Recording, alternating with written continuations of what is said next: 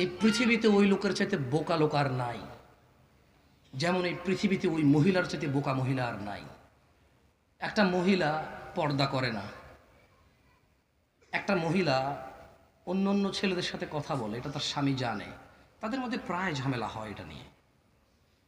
পুরুষ তার শ্বশুর শাশুড়ির কাছে বিচার দেয়, শালা সমুন্দির কাছে বিচার দেয়, চাচা শ্বশুর জ্যাঠা শ্বশুর কাছে বিচার দেয়, নিজের বাপ মায়ের কাছে বিচার দেয়, কিন্তু বউ তালাক দেয় না। ঝগড়া হয়, ঝগড়া করে মহিলা এই খাটে চলে যায়, পুরুষ ওই খাটে চলে যায়, পুরুষ বন্ধুদের সাথে যায়, যে সিগারেট করছে সিগারেট খায়, যে গাঁজা করছে গাঁজা খায়, যে মদ করছে মদ খায়, দুঃখে পড়ে দুঃখ কমানোর জন্য।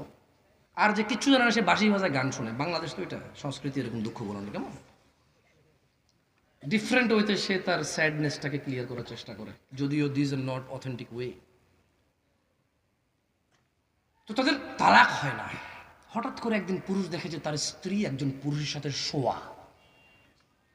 এরকম সংসার কয়টা টিকছে আপনাদের দিকে? কিন্তু বউয়ের উপরে সন্দেহ করে, বউয়ের আগের ক্লাসমেটের লগে কথা কয়, বান্ধবী জামাইয়ের লগে কথা কয়, আমার ফুফাতো ভাই খালাতো ভাই, কত ঘটনা। সংসার তো টিকে যাচ্ছে না, চলতেছে তো।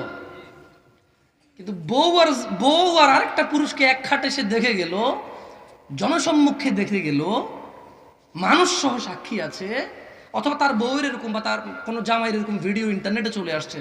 এরকম ঘর কয়টা টিকছে বাংলাদেশে? পৃথিবীতে কয়টা টেকে? তদরূপ এই পৃথিবীতে একটা অপরাধ আছে, যে অপরাধ করার পরে ওর ঈমান থাকে না এবং জান্নাত ওর জন্য চিরস্থায়ী হারাম হয়ে যায়, আর তা হচ্ছে শিরক। আমি তোমাদের কিসের যাকাতের কথা বলবো, কিসের হজের কথা বলবো, কি বলবো এগুলো? আমি তোমাদের ন্যায় পরায়ণতার কথা, তোমরা যিনি তোমাদেরকে বানাইছে তুচ্ছ পানি থেকে, তাকেই তোমরা ধোকা দাও, তাকেই আমরা ধোকা দেই। আর কিসের আমাদের ন্যায় পরায়ণতা? আমরা যার কাছে ফিরে যাব, যিনি চাইলে উত্তপ্ত আগুনে আমাদেরকে নিক্ষেপ করতে পারে চিরস্থায়ী, যিনি চাইলে আমাদের চূর্ণ বিচূর্ণ করে দিতে পারে, ওনাকেই আমরা ভয় পাই না। আর কিসের ওয়াই জিনিসে তোমাদের এখানে হেদায়েত করে যাবে? কিসের আয়োজন করবে যে আয়োজনে তোমরা হেদায়েত হয়ে যাবে? ইত্তাকু রাব্বাকুম ইয়া নাস, তোমাদের প্রতিপালককে ভয় করো। শোনো, শিরক এই পৃথিবীর বড় অপরাধ, তোমরা এমন অপরাধে জড়িও না।